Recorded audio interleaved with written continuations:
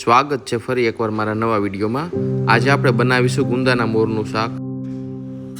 તો ચાલો આપણે આ કેવી રીતે બને અને શું શું સામગ્રી જોઈએ એ જોઈ લઈએ। સૌપ્રથમ આપણે 2 વાટકી ગુંદાનો મોર લીધો છે, આદુ મરચાં લસણની પેસ્ટ લીધી છે, 1 વાટકી દહીં લીધું છે, ડુંગળી લીધી છે સમારેલી અને ટામેટા લીધા છે 1 વાટકી। ગુંદાનો મોર તમે લોકોએ જોયો જ હશે, માર્ચ એન્ડિંગમાં પતી જાય છે। આનું શાક બહુ જ જોરદાર ટેસ્ટી બને છે। જેને કોલેસ્ટ્રોલ હોય, કમરનો દુખાવો હોય તેને ખૂબ જ ફાયદાકારક છે। તો ચાલો આપણે હવે શાક બનાવવાનું શરૂ કરીએ। મેં અહીં 2 પાવડા જેટલું તેલ લીધું છે। હવે તેલ ગરમ થવા દેશું। હવે આપણું તેલ ગરમ થઈ ગયું છે, એમાં આપણે જીરું નાખી દઈશું।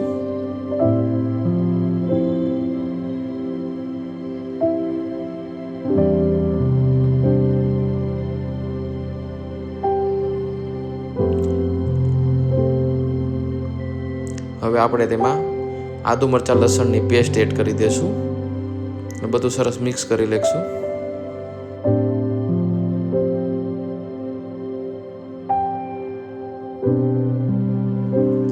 આપણે આને હળવા ગેસે 1 મિનિટ સુધી તેલમાં થવા દેશું। ત્યારબાદ આપણે તેમાં ડુંગળી નાખી દઈશું। બધું સરસ મિક્સ કરી લેવાનું છે।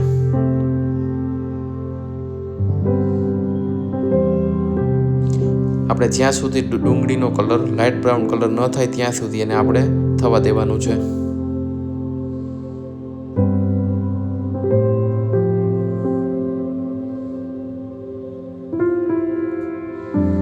એક ચમચી હિંગ નાખી દેવાની છે।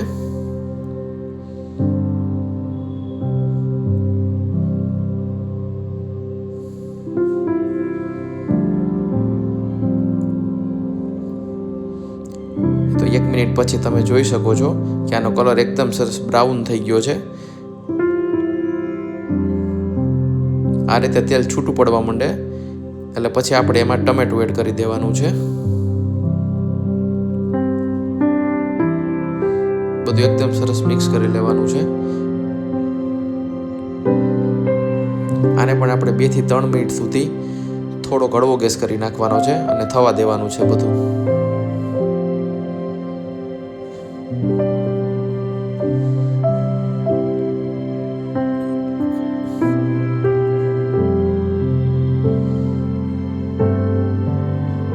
હવે આપણે આને ઢાંકણ ઢાંકી દઈશું 2 મિનિટ માટે।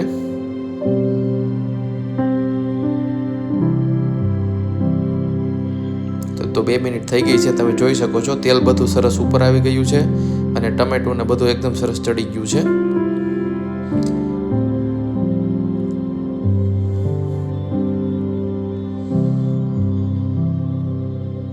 હવે આપણે બાકીના બીજા બધા મસાલા એડ કરી દઈશું। આપણે 1 ચમચી હળદર નાખી દઈશું,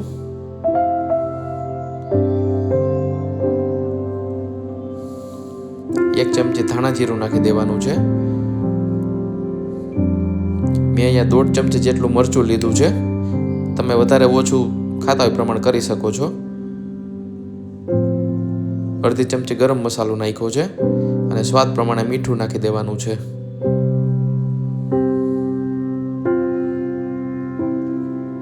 બધું સરસ મિક્સ કરી લેવાનું છે।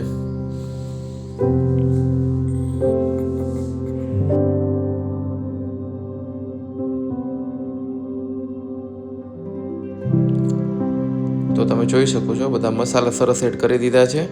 હવે આપણે આમાં ગુંદાનો મોર એડ કરી દેવાનો છે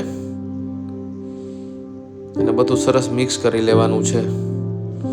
આપણે આમાં પાણીનો ઉપયોગ બિલકુલ કરવાનો નથી। એકદમ સરસ બધું મિક્સ કરીને અને હળવા ગેસે આને 7 થી 8 મિનિટ સુધી ચડવા દેશું આપણે।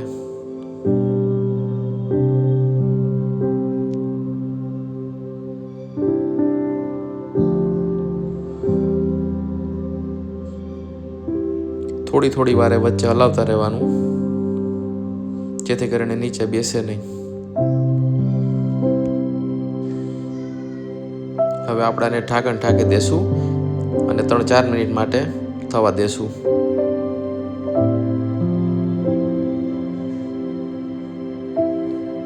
તો તમે જોઈ શકો છો તેલ બધું ઉપર આવી ગયું છે અને આપણે જે ગુંદાનો મોર છે એનો કલર પણ ચેન્જ થઈ ગયો છે, એકદમ સરસ નરમ થઈ ગયો છે, ચડી ગયો છે એકદમ. આપણે બિલકુલ આમાં પાણી એડ કર્યું જ નથી. તો હવે મિત્રો આપણે આમાં 1 વાટકી દહીં નાખી દેવાનું છે. દહીં એકદમ સરસ મિક્સ કરી લેવાનું છે. અને એક વાતનું ખાસ ધ્યાન રાખજો મિત્રો, દહીં નાખ્યા પછી આને બહુ ઝાઝી વાર ગેસે ચોળવાનું નથી. આપણે 1 થી 1.5 મિનિટ સુધી ચોળવીને આપણું શાક રેડી થઈ જશે.